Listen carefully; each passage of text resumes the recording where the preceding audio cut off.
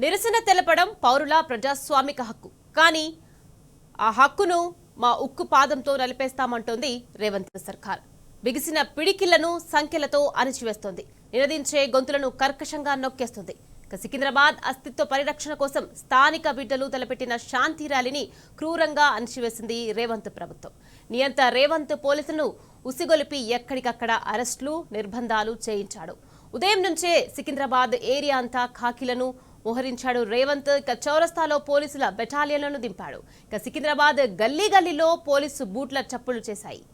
నాయకులను గృహ నిర్బంధం చేశారు. సామాన్య ప్రజలను డివిజన్ లోపలే బంధించారు. ఎవరు బయటకు రాకుండా అడ్డుగోడలు కట్టారు.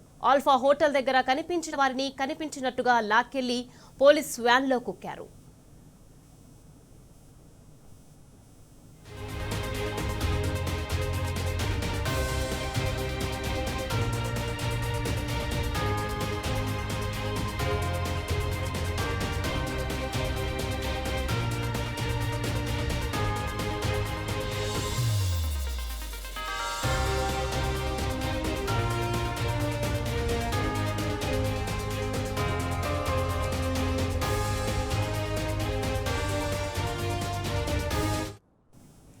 ఇక తెలంగాణ భవన్ దగ్గర పోలీస్ బందోబస్తు పెట్టింది ప్రభుత్వం.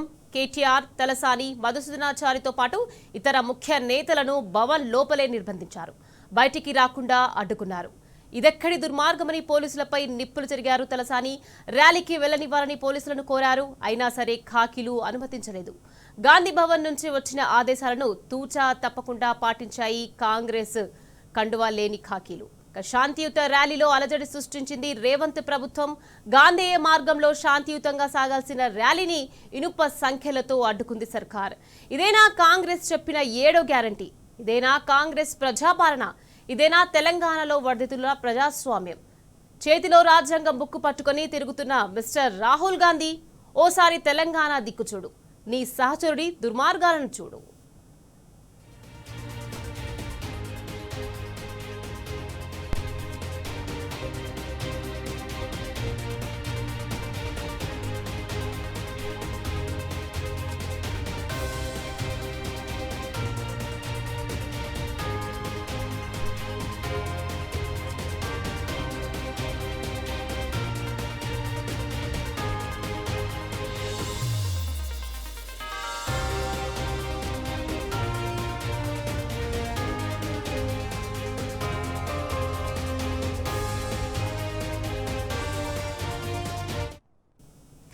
రైట్, ఇదే విషయానికి సంబంధించి మరింత సమాచారాన్ని మా ప్రతినిధి కిరణ్ మనకు అందించేందుకు సిద్ధంగా ఉన్నారు. కిరణ్, చెప్పండి, శాంతియుతంగా ర్యాలీ నిర్వహిస్తున్నప్పటికీ పోలీసులు ఎక్కడికక్కడ అక్రమ అరెస్టులు నిర్వహించారు. దీనికి సంబంధించి అప్డేట్స్ ఏంటి కిరణ్? సికింద్రాబాద్ కార్పొరేషన్ ఏర్పాటు కోసం ఈ రోజు లష్కర్ జిల్లా సాధన సమితి ఆధ్వర్యంలో ఒక నిరసన కార్యక్రమాన్ని, శాంతియుత ర్యాలీని చేపట్టారు. కానీ ఈ కార్యక్రమానికి సంబంధించినటువంటి అంశంలో ఉదయం నుంచి పోలీసులు ఎక్కడికక్కడ అడ్డుకున్నటువంటి పరిస్థితులు మనకు కనిపిస్తా ఉన్నాయి. ఎవరిని కూడా కనీసం నిరసన కార్యక్రమాన్ని చేపట్టకుండా అడ్డుకున్నారు. అటు హోటళ్లతో పాటు ఇటు అంతేకాకుండా అక్కడ ఉన్నటువంటి సికింద్రాబాద్ రైల్వే స్టేషన్ పరిసర ప్రాంతాల్లో ఉన్నటువంటి షాపులన్నీ కూడా మూయించి వేయించి దాదాపు వేలాది మంది పోలీసులు ఎక్కడికక్కడ అడ్డుకున్నారు. నిరసనకారులు వచ్చినటువంటి నేపథ్యంలో వాళ్ళందరినీ కూడా అరెస్ట్ చేసి పోలీస్ స్టేషన్ తరలించారు. బీఆర్ఎస్ వర్కింగ్ ప్రెసిడెంట్ కేటీఆర్ తో పాటు మిగతా నేతలంతా కూడా తెలంగాణ భవన్ కు వచ్చారు.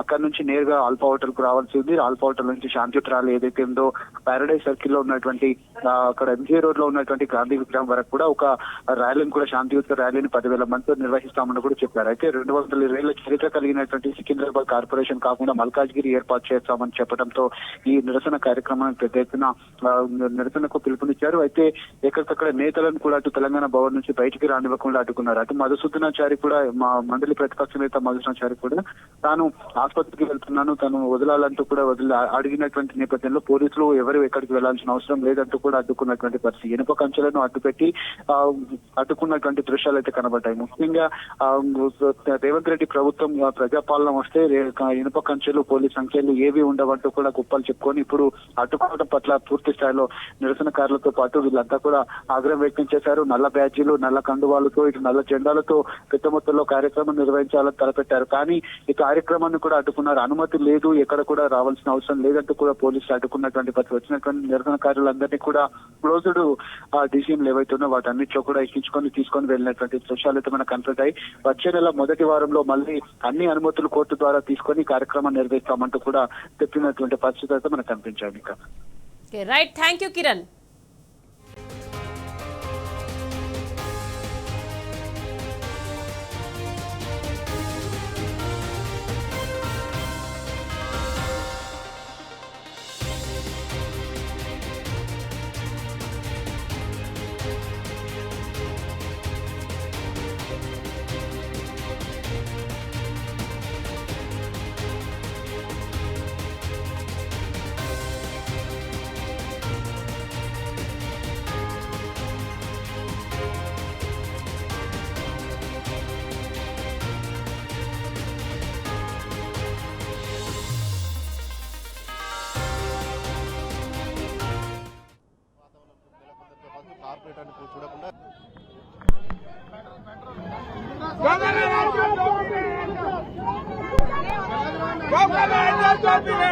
జై తెలంగాణ, జై తెలంగాణ.